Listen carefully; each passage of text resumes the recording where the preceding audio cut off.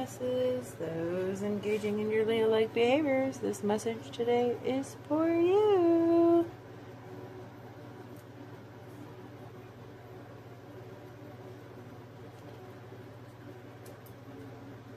Without further ado, I will draw the first card.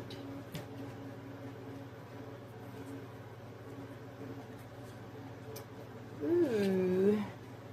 Number 7, the Chariot. Ooh.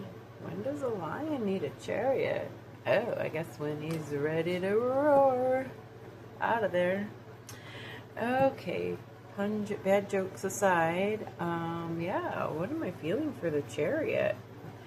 You know, I just think that there's a lot of movement right now for you, Leo. I think what I'm getting out of this is that the universe is sending you a message to move.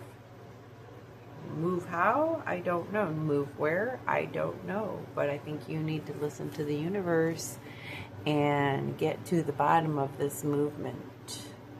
And hopefully more of our cards are going to reveal what this means.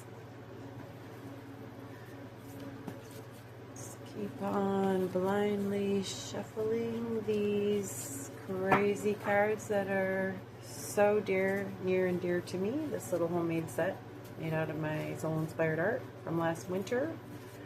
I just don't watch what I'm doing because the ink problems are real. Ew. And I draw for you, Leo. Leo listeners, the Fool.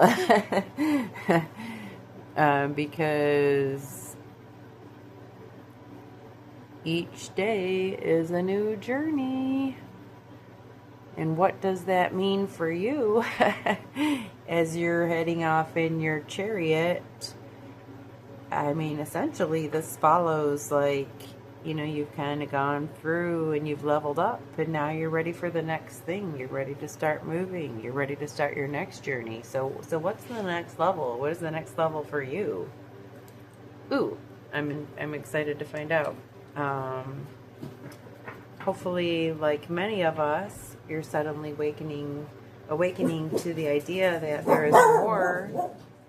Not sure why, but nothing exciting going on. We can calm right back down, buddy. But yeah, I think something is happening around the world where people are waking up to the idea that there is more than we didn't know, and maybe the reasons that we don't know it are part of like a trickery, right? I mean, we're at least able to admit that. There's a lot of creepy, gross things going on. There's things we don't like. This waking up is going to help so many people rise to different levels in their evolution, in their human evolution on Earth. So, you know, embrace the new beginning. The Fool is what we all are until we know what we did not know.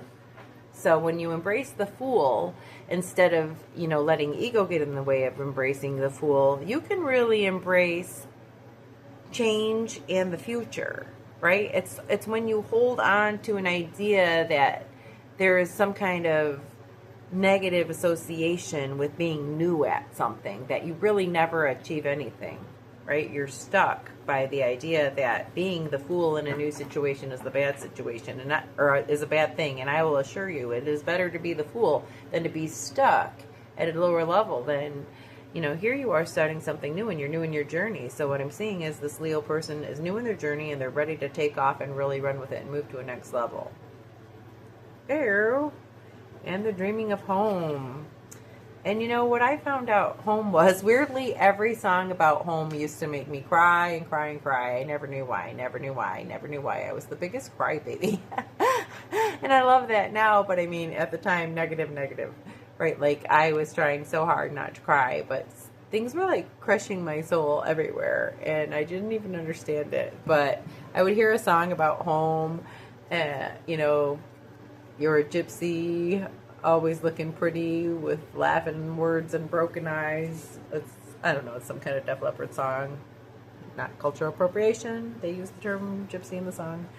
But yeah, they are like a child without a home. And it was just weird. I just always knew there was some other home I wanted. And so when I went through my metamorphosis and I suddenly knew of a home with unconditional love, a home that I've been writing about in books, a home that I've been dreaming about my entire life, a home that I would have been wishing people could like somehow make happen here on earth. When I found out there was like a place that existed such as my dreams wanted, I suddenly knew unconditional love. I knew what home was. I knew it was like I was healed in that moment. And so that might be part of this journey for you, is discovering like your true home, like that there's more than what you have here in this earthly body. Which means, you know, parental failings, you have an entire world of souls that support you and your growth and reparent you every moment that you can't reparent yourself. So that was so reassuring to me, not to mention my angels and spirit guides. So yeah, just more reassurances that you're on the right path, that you're finding your home. Ooh, and with that, I pull out the Destiny Wheel of Fortune card. The Lucky Ladybug. And this card just reminds you, whatever hands you're dealt, you've got to be able to play the cards that you've been dealt, right? That's a good card player. You have to be content with the idea that you made a pact when you came here, and you've already agreed to how it's going to end. You don't have to worry about all the details, because you don't have to worry about other possible ways you might end, because A, you'll only end here as you know it in this moment, and B, you will never end. I mean, that feels like a promise I've been given that I'm hoping to share with you. You can choose to believe it or not believe it, but it sure makes dealing with life's little Wheel of Fortune game a lot easier when you feel like there is a comfort in just knowing that whatever's going to happen is going to happen. And it's really just about your journey getting there. What kind of energy do you bring with you to the table while you're getting there? I'm going to draw one last card for my lucky lioness who stumbled across this video. Ooh, I love when my readings for a particular astrology lead to another astrology. So let's see if we can try to sum this all up with Scorpio and what the Scorpio message is saying to you. I mean, interesting, because, you know, water puts out fire, and Leo is a fire sign. But I don't feel like the Scorpio is here to dilute the Leo fire in any way, but I think that they're saying, like, there's another path to the same end. You can go deep on a topic. You can go under the sea and do some exploring there too. You don't always have to be in this lion mode, right? Like, you don't always have to be about the fire. So you can explore your Scorpio side too, and you're going to find that, like, a lot of answers to confusing questions on Earth can be found actually under the sea. And if you're an intuitive researcher and you just happen to enjoy learning new things, you're going to find a lot of interesting answers just stumbling into documentaries about the ocean right now. It's kind of crazy. I mean, if you haven't heard things like, they've discovered that when they speed up a whale, it sounds like a human, and when they speed up the human, it sounds like a canary, and when they speed up the canary, it sounds like a bug, and so on and so forth. Like, we're discovering mysteries everywhere. I just heard about an area under the sea that was 20,000 degrees and nothing could survive there, but there was these strange little crabs, and when they finally pulled the crabs out, they discovered that they were made out of bacteria. So, I mean, it's just wild. There's, like, so much more than we can ever know.